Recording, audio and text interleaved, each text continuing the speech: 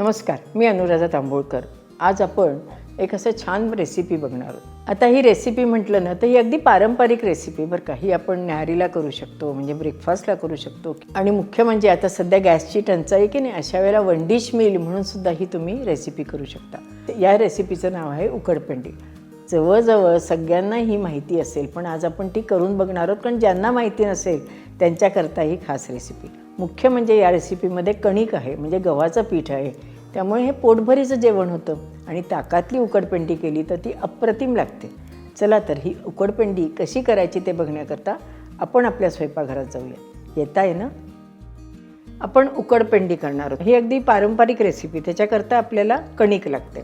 आता ही कणिक जी आहे की नाही, म्हणजे गहू जे आहेत की नाही, ते आपल्याला आपण जाडसर दळून आणले। तेव्हा मी तुम्हाला बोटावर घेऊन दाखवते आहे की नाही, हे जाडसर असतात। आपली जी नेहमीची पोळ्यांची कणिक असते ती अगदी बारीक दळलेली असतात, कारण आपल्याला मऊ पोळ्या हव्या असतात। याचं टेक्स्चर जे असतं ते थोडंसं जाडसर लागतं। अशी जर कणिक आपल्याकडे दळून आणून ठेवलेली असेल तर आपल्याला बट्ट्या करायच्या असतील किंवा गाकर करायचे असतील, उकडपेंडी करायची असेल तर ह्याचा आपल्याला छान उपयोग होतो। आता ही जी कणिक आपण जाडसर दळून आणली, ही आपल्या घरामध्ये 2-3 महिने आरामात टिकते।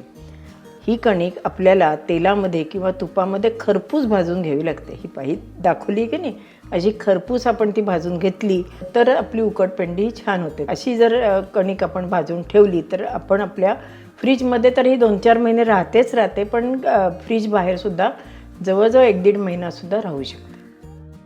आता ही जी कणिक आपण भाजून घेतली, याचे आपण 2 पदार्थ करणार आहोत। पहिला पदार्थ करणार आहोत ते आपण उकडपेंडी करणार आहोत। त्याच्याकरता प्रथम थोडंसं तेल घालणार आहोत। ह्याला तेल आता कमी लागेल आपल्याला, कारण आपण आधीच भाजून घेतली की नाही, त्यामुळे आता आपल्याला फोडणीपुरतंच आपण याच्यात तेल वापरणार आहोत। तेल तापलं आहे, मी गॅस लहान केला, त्याच्यात आपण मोहरी घालणार आहोत। आवडत असतील तर थोडेसे जिरे आपण घातले तरीसुद्धा चालू शकतात। त्याच्यात आपण हिंग, अगदी थोडीशी हळद घालणार आहोत, थोड्या मिरच्या, कढीपत्ता, भाजलेली कणिक आहे ना ती आपण घालून घेणार आहोत। 1 वाटी कणकेची आपण उकडपेंडी करणार आहोत की नाही, त्यामुळे आपल्याला अंदाजे 1-1.5 वाटी पाणी किंवा ताक ह्याच्यामध्ये घालावं लागणार आहे। आता ही पटकन भाजून झाली, कारण आपण आधी भाजून घेतली आहे। त्याच्यात कोथिंबीर घालूयात, त्याच्यात आपण थोडंसं पाणी घालणार आहोत। पाणी घातलं की लागली आपण हे हलवून घेणार आहोत, कारण काय आपण जर पाणी घातल्यावर लागली हलवलं नाही तर आपल्या या जी कणिक आहे त्याच्या गुठळ्या होण्याची शक्यता असते। पहिल्यांदा गुठळ्या सगळ्या मी मोडून घेतल्या आणि नंतर याच्यात मी पुन्हा 1 वाटीवर ताक घालणार आहोत। ताक हे मध्यम आंबट आहे बरं का। आपली 1 वाटी कणिक होती की नाही, त्याच्याकरता आपण 1 वाटी पाणी आणि 1 वाटी ताक घेतले। आता आपल्याला जसं लागेल तसं आपण थोडं पाण्याचं प्रमाण वाढवलं किंवा ताकाचं प्रमाण वाढवलं तरीसुद्धा चालू शकतं। आता याच्यात आपण चवीपुरती साखर, कारण ताक घातले ना त्यामुळे थोडीशी गोडसर चव हवी बरं का, आणि थोडंसं आपण मीठ घालून घेणार आहोत।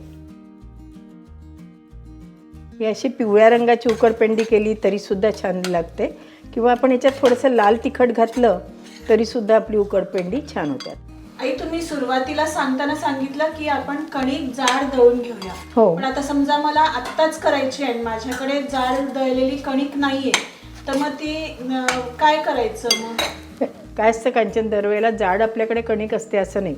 अशा वेळेला आपण कणिक आपली नेहमीची असते ना ती घेतली तरी चालू शकते, आणि ती भाजायची मात्र। पण कणिक भाजायला आपल्याला तेलाचं प्रमाण थोडंसं जास्त लागतं, आणि आपली जर कणिक भाजत आली की समजा 1 वाटी तू कणिक घेतली असेल तर त्याच्यामध्ये पाव वाटी आपण रवा घालायचा, म्हणजे जे हे जसं जाडसर टेक्स्चर असतं की नाही ते आपल्या उकडपेंडीला येतं।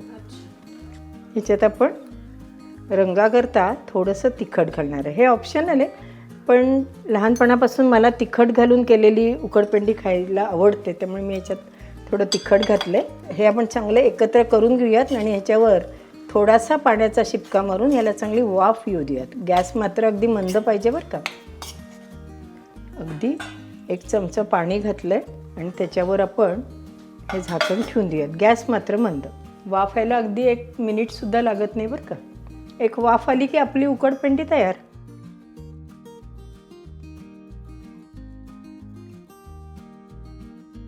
उकडपेंडी आपण ज्यावेळेला करतो ना तसा गोळा नाही ठेवायचा बरं का, असं थोडंसं मोकळं करून त्याला असं एक करून ठेवायचं कांचन. म्हणजे मग काय होतं, त्याला वाफ चांगली येते आणि त्याचा गचका होत नाही. आणि पाणीसुद्धा बेताबेताने घालायचं, एकदम कधी घालायचं नाही, नाहीतर कणिक असते ना ती, मग ती सैल होते आणि मग त्याची खीरच होते. आता आपण कणकेचा शिरा किंवा याला कडाप्रसाद असंही म्हणतात बरं का. तो करण्याकरता प्रथम आपण काय करूयात, या एका भांड्यामध्ये 1 वाटी साखर घालूयात. त्याच्यात आपण 1 वाटी साखरेला 1.5 वाटी पाणी घातलं. आता याच्यामध्ये आपल्याला 1 तारी 2 तारी असा काही पाक करून घ्यायचा नाही. आपल्याला ही साखर विरघळून थोडासा पाक शिजवून घ्यायचा. पाण्यामध्ये साखर विरघळूस्तोवर आपण सतत हलवायचं, नाही तर साखर खाली लागण्याची शक्यता असते. बऱ्याच आपल्या व्ह्युअर्सना वाटत असेल की आजी एवढ्या प्रत्येक छोट्या छोट्या गोष्टी का सांगतात. ज्यांना येतं ह्यातलं त्यांना काहीच प्रश्न नाही, पण जे नवशिक्या असतात की नाही, ज्यांनी पहिल्यांदाच स्वयंपाकघरात पाऊल टाकलेलं असतं, त्यांच्याकरता ह्या छोट्या छोट्या टिप्स मी सांगत असते. आपली साखर आता विरघळत आली की नाही, अजून एक अर्धा मिनटं आपण उकळून घेऊयात, म्हणजे आपलं साखरेचं पाणी तयार झालं. आज आपण आता करणार आहोत तर साखरेमध्ये करणार आहोत बरं का. पण काही जण हे गुळामध्ये सुद्धा करतात. म्हणजे आपण जी 1 वाटी साखर घेतली त्याच्याऐवजी 1 वाटी गूळ घ्यायचं आणि तेवढंच पाणी घ्यायचं आणि आत्ता ज्या पद्धतीने आपण पाणी करतो आहोत साखरेचं किंवा गुळाचं पाणी, तसं करून घ्यायचं. आता आपल्या पाण्याला चांगली उकळी आलेली आहे. आपल्याला हवं तसं हे साखरेचं पाणी तयार झालं. आता आपण पुढची कृती करायला घेऊयात. प्रथम आपण आपल्या भांड्यामध्ये 1 चमचाभर तूप घालून घेणार आहोत. डाव घेतला आहे पण तूप मात्र चमचाभरच घातलं. तूप तापलं आहे, त्याच्यात आपण काजू घालून घेऊयात. ह्याच्यात आपण बेदाणे घालू शकतो, बदाम घालू शकतो. जो जो सुकामेवा आपल्याला आवडतो तो आपण याच्यामध्ये घालू शकतो. आपले गुलाबीसर काजू झाले, त्याच्यात आपण भाजलेली कणिक आहे ना, ती आपण याच्यामध्ये सगळी घालून घेऊयात. एखाद्या दिवशी आपल्याला कशाचा नैवेद्य दाखवायचा असेल तरीसुद्धा अशी जर आपण कणकेचा शिरा केला तरीसुद्धा चालू शकतो. आपण थोडंसं परतून घेणार आहोत, म्हणजे आपली जी कणिक आहे भाजलेली ती गरम होईल. कारण समजा आपण न परतताच जर त्याच्यामध्ये साखरेचा पाक ओतला तर ती कणिक जी आहे ती आपली गचका होण्याची शक्यता आहे. त्यामुळे आपण ती तुपामध्ये परतून चांगली गरम करून घेऊयात. तर भाजताना मी हे तेलात भाजलं होतं.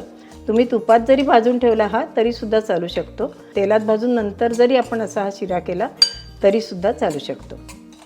याला कणकेचा शिरा म्हणतात. गूळ घालून केला तर त्याला कडाप्रसाद असंही म्हटलं जातं बरं का. नाव जरी वेगळं असेल तरी साधारण पद्धत ही जवळपास सारखी असते, थोडासा फरक असतो. आपली कणिक भाजून झाली, त्याच्यात आपण लागेल एवढा हळूहळू आपण पाक घालून घेऊया.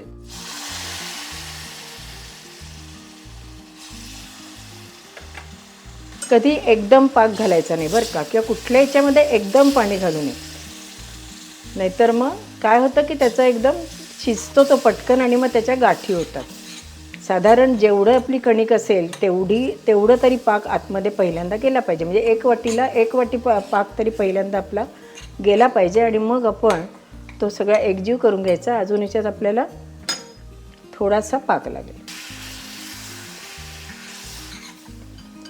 आपली जर कणिक भाजून ठेवलेली असेल ना तर हा कणकेचा शिरा व्हायला अजिबात वेळ लागत नाही. आपल्याकडे कोणी गेस्ट येणार असतील तर अशा वेळेलासुद्धा असा कणकेचा शिरा विथ आईस्क्रीम पण मी देऊन बघितलं, अतिशय छान लागतं. थोडीशी नवीन रेसिपी, हो की नाही. आता याच्यामध्ये वेलदोडे, जायफळ किंवा केशर हे घालायची काही आवश्यकताच नाही, कारण भाजलेल्या कणकेचा इतका सुंदर सुगंध येत असतो की या गोष्टींची काही आपल्याला आवश्यकता लागत नाही. हे कोरडं वाटतं म्हणून मी थोडंसं आणखी साधारण 1-2 चमचे आपण साखरेचं पाणी घातलं.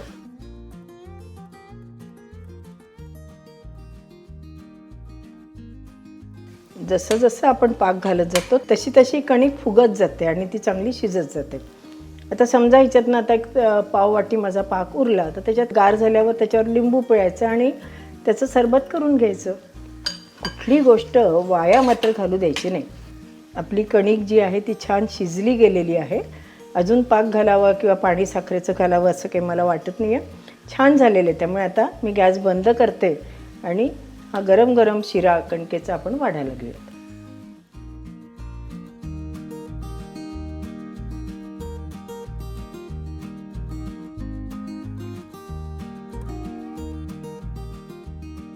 मला असं वाटतं की ही उकडपेंडी बघितल्यावर पहिल्यांदा माझी नातवंडं म्हणतील की हे आम्हाला आवडेल का, हे चांगलं लागेल का. पण ज्यावेळेला ते पहिला घास खातील तेव्हा नक्की म्हणतील की नाही छान लागते बरं का, पुढच्या वेळेला अशीच एकदा उकडपिंडी कर. अगदी असंच तुमच्या घरीसुद्धा होईल याची मला खात्री आहे, कारण चवीला अतिशय उत्तमच लागते. नक्की करून बघा आणि अशाच छान छान रेसिपी बघण्याकरता अनुराधा चॅनलला लाईक करा, शेअर करा आणि सबस्क्राईब करा. आणि हो, बेल आयकॉन दाबायला विसरू नका. धन्यवाद.